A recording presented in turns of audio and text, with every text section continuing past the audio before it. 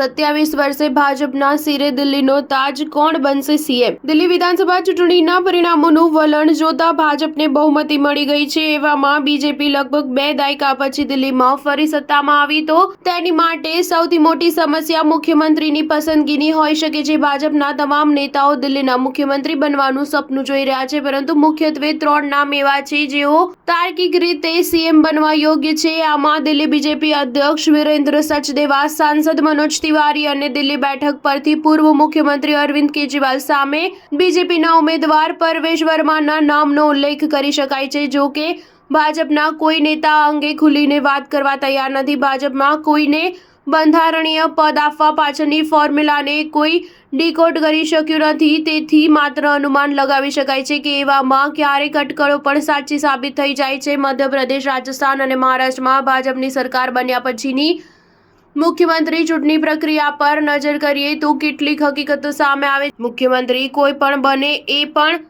એક વાત ચોક્કસ છે કે 2 ડેપ્યુટી સીએમ હશે જ।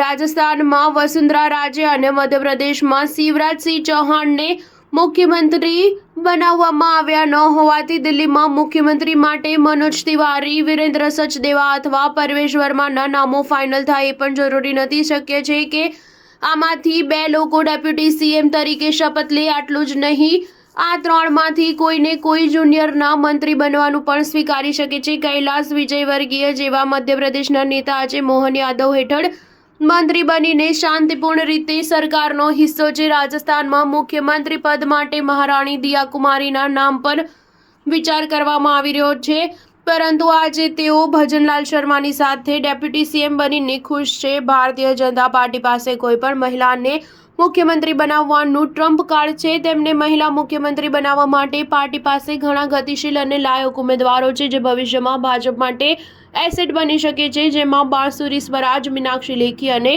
સ્મૃતિ ઈરાનીનું નામ વિચારવામાં આવી રહ્યું છે। સ્ટાર ન્યૂઝ 7 હંમેશા સચ્ચાઈની સાથે।